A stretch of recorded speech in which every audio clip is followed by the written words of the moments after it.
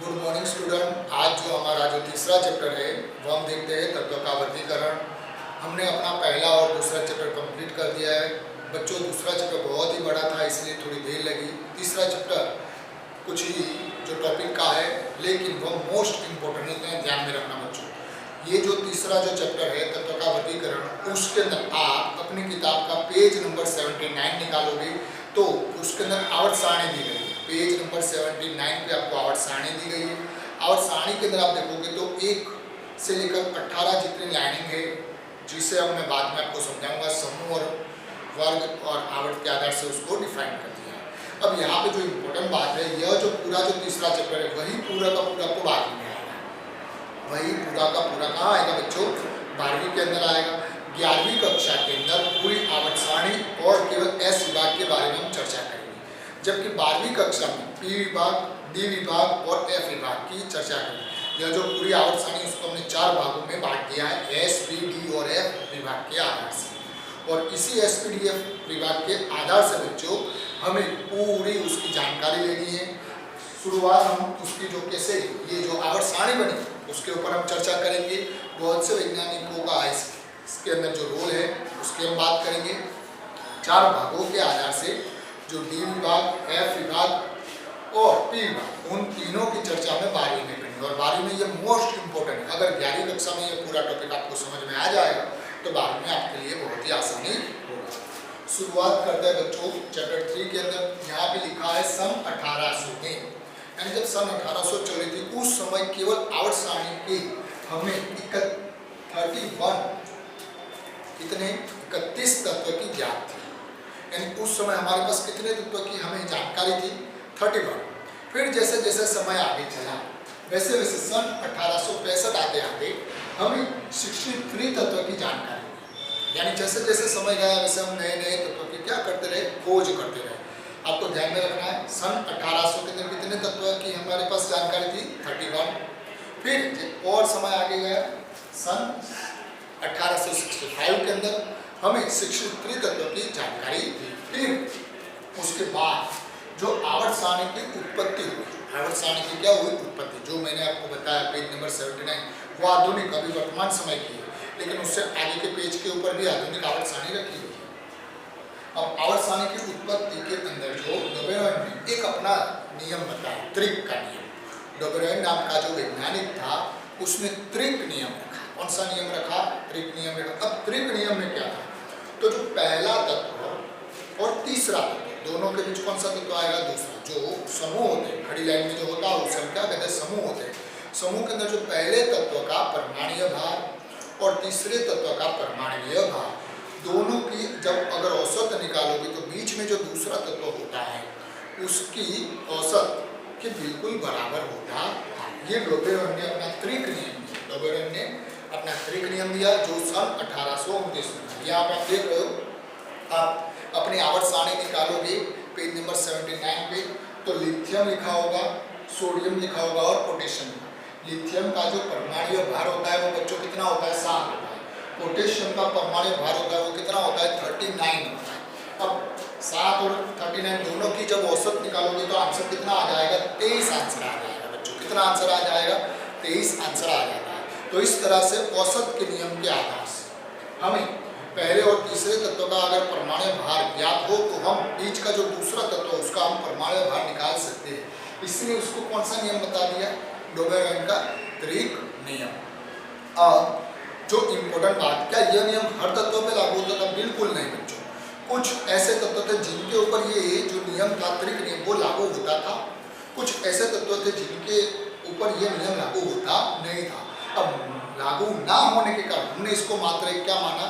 संजोग माना कि भाई पूरी जगह पे यह नियम आपका लागू होता नहीं है। इसलिए जहाँ जहाँ ऐसा नियम लागू हो जाता है वह मात्र एक क्या है? संजोग है, हर जगह पे लागू होता नहीं। ऐसा एक और एग्जाम्पल है, जैसे कि आप आवर्त सारणी के अंदर 79 पेज नंबर पे जो दूसरी जो आवर्त होगी उसके अंदर देखोगे कैल्शियम, स्ट्रोंशियम और बोरेन। यहाँ पे जो आप कैल्शियम का परमाणुीय भार कितना है? 40। बेरियम ठीक है।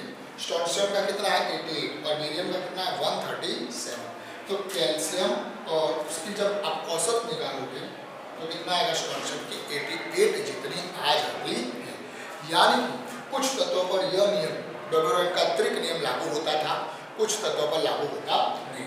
फिर उसके बाद थोड़ा और आगे इंप्रूव करते हुए सन 1862 के अंदर AEBD चेंको के आधार से उसने वृत्ताकार सारणी की बात की। कैसी की सारणी कैसी होती है, वृत्ताकार होती है, ऐसी उसने अपनी जानकारी प्रस्तुत की। यानी कि आपको पता है लिथियम के बाद बेसिकली कहा लिथियम बेरिलियम ऐसे वृत्ताकार सारणी में होता ऐसा जो नियम उन्होंने दिया, लेकिन यह भी हर जगह पे लागू हुआ नहीं, इसलिए बाद में इसको भी मात्र क्या मान लिया, संयोग मान लिया। फिर वैसे ही सन 1865 के अंदर जो वैज्ञानिक न्यूलैंड ने अष्टक का नियम बताया। अष्टक का नियम यानी कि जो हमारे संगीत के सुर के अंदर बच्चों सा रे ग म प ध नि सा ऐसा होता है, आपको मालूम है। तो जैसे कि सा रे ग म प ध नि, फिर सा से वही बात क्या होती है, रिपीट होती है, वही बात क्या होती है, रिपीट होती है। बिल्कुल वैसा ही उन्होंने तत्वों में किया। तो उन्होंने देखा कि lithium beryllium boron carbon nitrogen oxygen fluorine को आवर्त में रखा। फिर देखा कि उसके बाद जो सोडियम आएगा, हमने एक निष्क्रिय तत्व नियॉन लिखा नहीं, निष्क्रिय की हम बात करेंगे नहीं। फिर देखा सोडियम, तो वो उसी के आधार के भौतिक गुणधर्म थे बच्चों। क्या था, यानी लिथियम के जैसे भौतिक गुणधर्म है, बिल्कुल वैसे के वैसे भौतिक गुणधर्म किसके है, सोडियम। सोडियम के बाद बच्चों कौन आएगा, magnesium, aluminium, silicon, phosphorus, sulphur और क्लोरीन। यानी जैसे ये अष्टक का नियम, ये कितने हुए, 7 हो गया। यानी पहले से लेकर 8वां तत्व बिल्कुल उसके जैसा ही भौतिक गुणधर्म दर्शाता था। पहले से लेकर वापस 8वां समय, यानी कि उसने कैसे रखा, वृत्ताकार आवर्त सारणी में रखा। और जो पहले के बाद जो 8वां जो तत्व आता है उसके भौतिक गुणधर्म पहले से मिलता है। इसीलिए तो मैंने कहा ना, संगीत के सुरों को जैसा 7 से स्टार्ट करोगे तो दोबारा कहाँ पे आ जाओगे, 7 में, वहीं से दोबारा शुरुआत होगी। यानी ये जो लिथियम है और उसके भौतिक गुणधर्म और सोडियम के भौतिक गुणधर्म क्या थे, समान थे। वैसे बेरिलियम और मैग्नीशियम के भी भौतिक गुणधर्म क्या थे, समान थे। बोरॉन और एल्यूमिनियम के भी भौतिक गुणधर्म क्या थे, समान थे। कार्बन और सिलिकॉन के भी भौतिक गुणधर्म क्या थे, समान। वैसे सभी की जो लिखे उस तरह से भौतिक गुणधर्म क्या है, समान है। लेकिन इंपॉर्टेंट बात यह जो अष्टक का नियम केवल 20 तत्वों पर ही लागू होता, 20 तत्व यानी कैल्शियम तक ही लागू होता है। उसके बाद ये अष्टक का नियम लागू होता नहीं था। यानी अष्टक का जो नियम था वो पहले से लेकर जो 8वां तत्व जो आता है समूह के अंदर, तो पहला और 8वां समूह का जो भौतिक गुणधर्म जो होता है वह क्या होते हैं, समान होते हैं बच्चों। और इस तरह का जो अष्टक का नियम न्यूलैंड ने दिया था जो इम्पोर्टेंट है, और ये अष्टक के नियम के आधार से हम बहुत सी चीजें आगे पढ़ेंगे, जो कि इसकी भी एक सीमा आ गई कि यह 20 तक ही लागू होता है, उसके बाद यह लागू होता नहीं। उनके बाद जो इम्पोर्टेंट बात है, मेंडेलीव और लोथर मेयर, मेंडेलीव और लोथर मेयर नाम के जो ये 2 वैज्ञानिक है, उन्होंने आधुनिक आवर्त सारणी में इन चारों ने जो बात कही थी उसको थोड़ा आधार रखकर उसमें कुछ और जानकारी जुटाई, और उसके आधार से उसने आवर्त सारणी के आगे जो काम किया। अब उन्होंने क्या किया, तो उसके बाद जो तत्व होते हैं, ये जो सारे तत्व हैं, उनका परमाणु आयतन, उनका गलनांक, उनका कथनांक और उनके परमाणु भार के मध्य, उनके परमाणु भार के मध्य उन्होंने वक्र आलेखित किया। क्या किया, वक्र आलेखित किया, यानी कि ग्राफ खींचा। और वो जो ग्राफ किस तरह से है, वक्र है। और उस ग्राफ के आधार से उसने जो आवर्त सारणी बनाई, उसके आधार से आवर्त सारणी, इन सभी ने अपने अपने नियम बताए थे। जबकि मेंडेलीव और लोथर मेयर ने क्या किया, जो परमाणु का आयतन होगा, गलनांक होगा, कथनांक होगा और परमाणु का भार, उन दोनों के बीच क्या खींचा, मध्य ग्राफ खींचा। और वो जो ग्राफ कैसा है, वृत्ताकार है।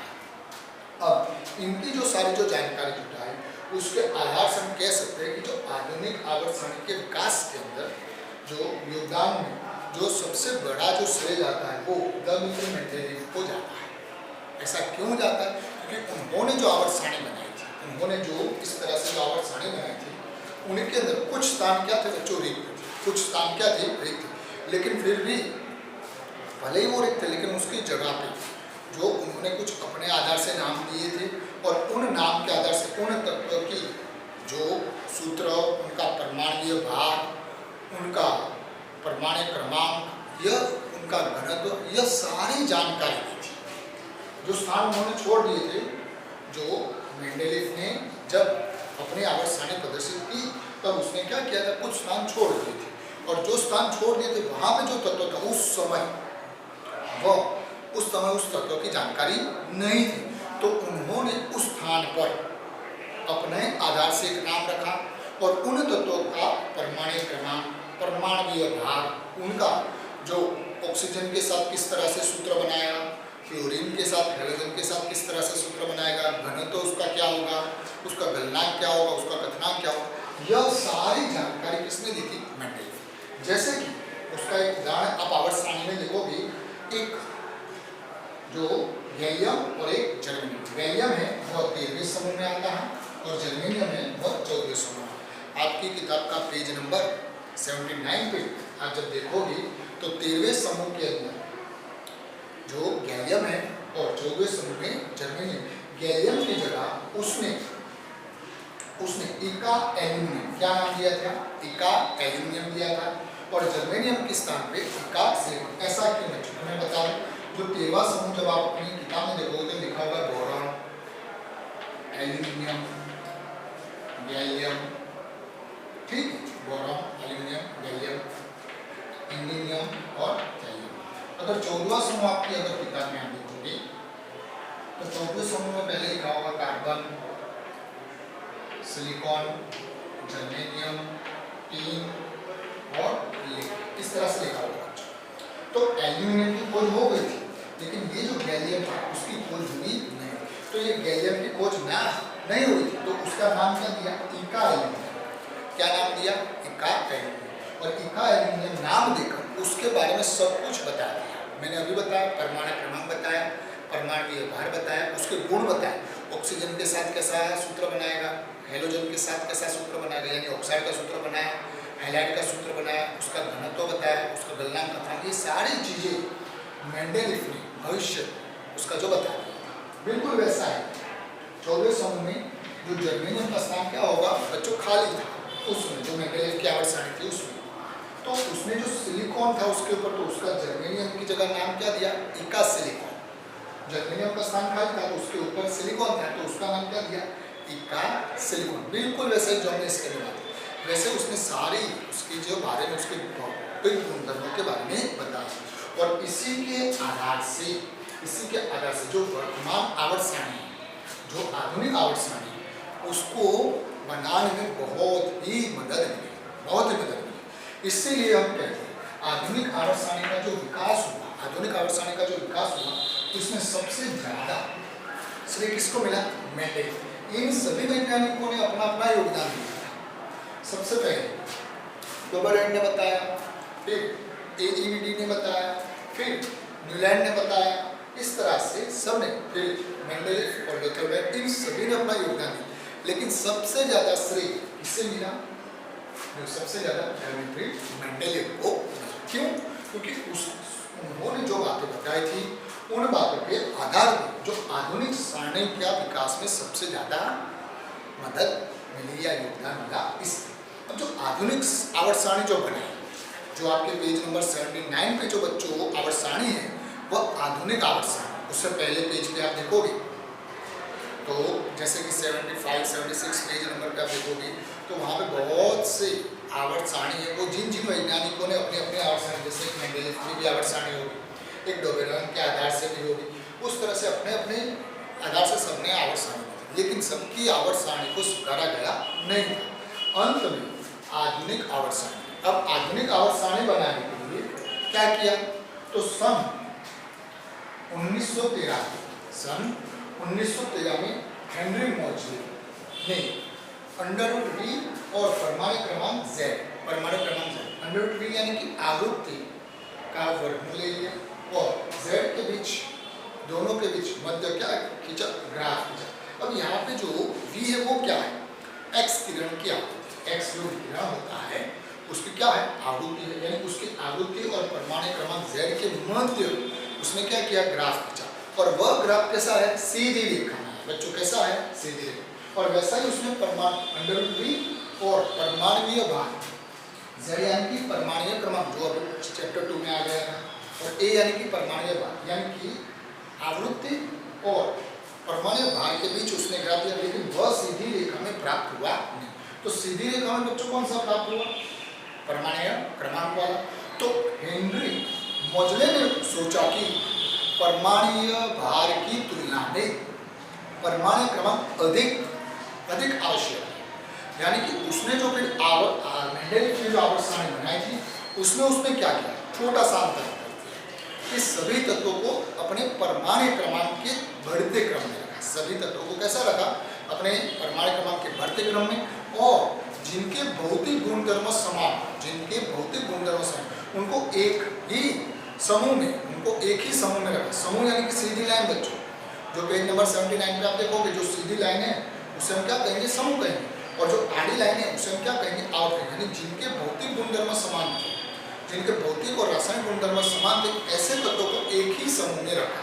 इसने मेंडेलीव और जो हेनरी मोजले ने जो अंडरवुड और परमाणु क्रमांक को ज्यादा महत्व दिया, यानी कि जो मेंडेलीव ने परमाणु भार को महत्व दिया था, जबकि इसने किसको महत्व दिया? परमाणु क्रमांक। फिर उसने परमाणु क्रमांक के बढ़ते क्रम में रखा, और समान भौतिक गुणधर्म और रासायनिक गुणधर्म वाले को एक ही समूह में रखा। और उस तरह से जो आधुनिक आवर्त सारणी जो हमारे पेज नंबर 79 पे आप देख रहे हो, उसका विकास हुआ। आशा रखता हूँ बच्चों ये जो पूरा टॉपिक आपको समझ में आया होगा। इस तरह से हमारी आधुनिक आवर्त सारणी बनी। अब इसमें जो सबसे इम्पोर्टेंट बात, यहाँ के कौन से साल में कौन सा तत्व खोजा गया था? 1800 में कितने थे? तो 31 थे। 1865 में हमें कितने की जानकारी थी? 63 की। डोवेन ने कौन सा नियम दिया? त्रिक नियम था। त्रिक नियम ने क्या बताया, वो आपको पूछा जा सकता है। फिर जो अष्टक का नियम क्या होता है, वो आपको पूछा जा सकता है। मेंडेलीव की आवर्त सारणी में क्यों उसको हम महत्व देते हैं, उसके बारे में आपको पूछ सकते हैं। और आधुनिक आवर्त सारणी किसके आधार से बनी? हेनरी मोजले। ये सारी जानकारी ही आपको होनी चाहिए बच्चों। और उसके अंदर जो अब सबसे इम्पोर्टेंट आवर्त सारणी के अंदर जो सीधी लाइन होती है उसे हम समूह कहते हैं, और यूं जो आड़ी लाइन होती है उसे हम आवर्त कहते हैं। समूह में जितने भी तत्व हैं, समूह में जैसे पहला समूह होगा, पहला समूह आप अपनी 79 पेज नंबर में देखोगे तो हाइड्रोजन होगा सबसे पहले, उसके नीचे लिथियम होगा, लिथियम के नीचे सोडियम होगा, सोडियम के नीचे पोटेशियम होगा, पोटेशियम के नीचे रुबीडियम, सीजियम, फ्रांसियम, उस तरह से होगा। अगर आप 18वां समूह देखोगे, आप 18वां लास्ट वाला कॉलम देखोगे तो सबसे पहले ऊपर हीलियम लिखा होगा, हीलियम के बाद नीचे नियॉन, आर्गन, फिर क्रिप्टॉन, ज़ेनॉन और रेडॉन, उस तरह से सारे तत्व।